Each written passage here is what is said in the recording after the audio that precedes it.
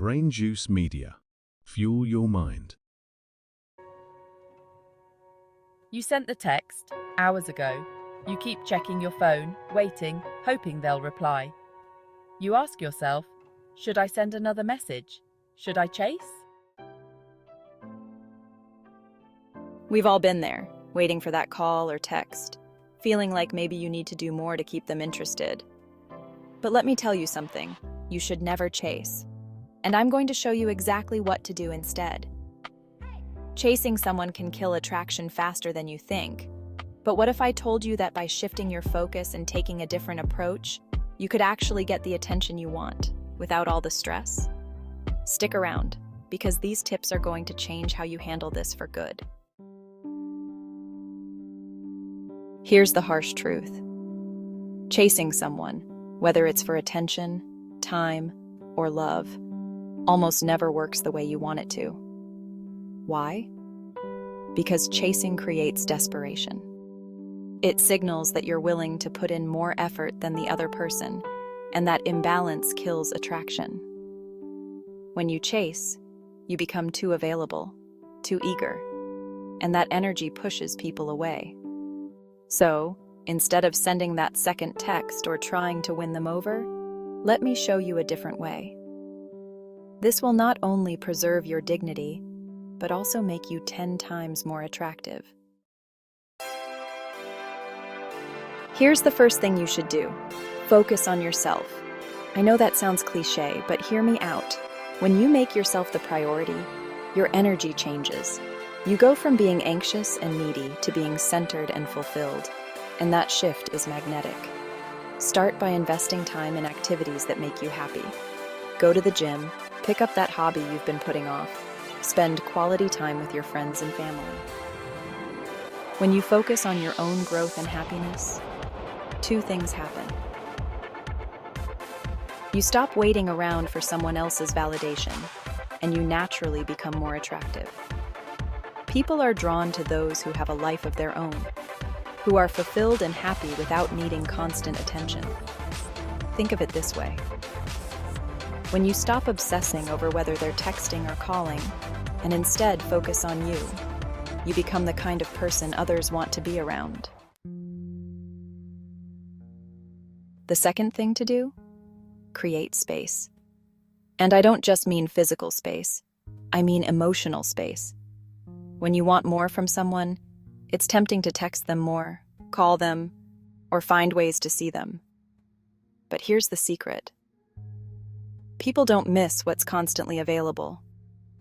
By giving them space, you're allowing them to realize your value on their own.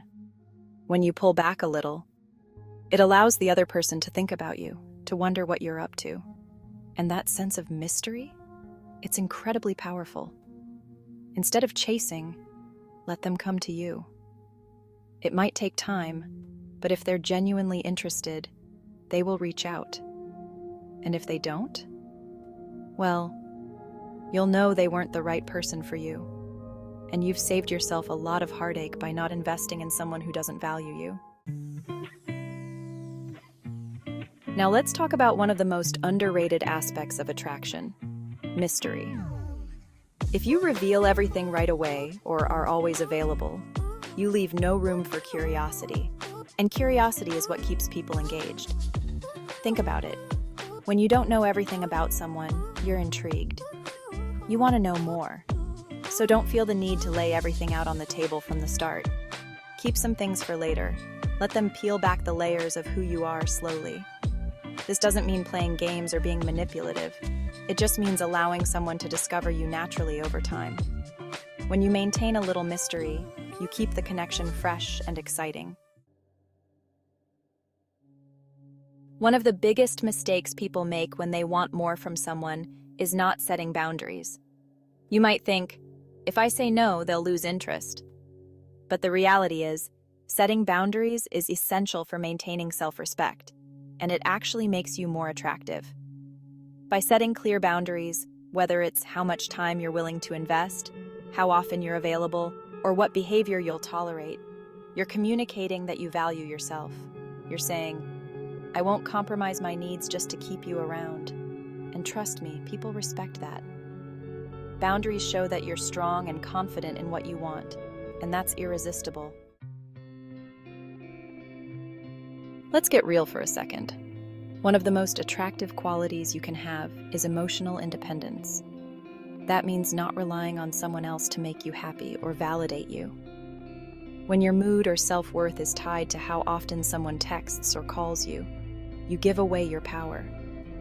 Take charge of your own happiness. Pursue the things that fulfill you, that make you feel good about yourself. When you're emotionally independent, you're less likely to chase, and people are drawn to that strength. They see you as someone who's secure in who they are, not someone who's constantly seeking approval or validation from others. Here's a golden rule to live by. Let them come to you.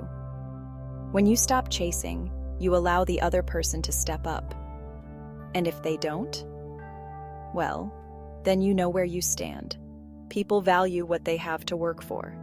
By pulling back and letting them pursue you, you're giving them the opportunity to show their true level of interest. If they don't put in the effort, then they're not worth your time. But if they do, it's because they genuinely want to be with you, not because you chased them. And finally, be willing to walk away. If you're constantly chasing someone who isn't giving you the time, attention, or respect you deserve, it's time to let go. Letting go doesn't mean giving up on love. It means knowing your worth and recognizing when someone isn't right for you. When you're willing to walk away, you send the message that you won't settle for less than you deserve. And that's when the right person will come into your life. Someone who won't make you chase them, but will meet you halfway, or even more. So, if you're tired of chasing, these are the steps to take. Focus on yourself. Give them space. Create mystery. Set boundaries. And most importantly, don't be afraid to walk away if it's not working. Chasing someone might feel like the answer, but it's not the way to get what you want. By making these changes, you'll not only feel better about yourself, but you'll also become the kind of person that others naturally want to be around. If this video gave you some new insights, make sure to hit that like button, subscribe, and leave a comment below on how you've decided to stop chasing and start attracting. And don't forget to check out my other videos on building confidence and creating healthy relationships. Thanks for watching.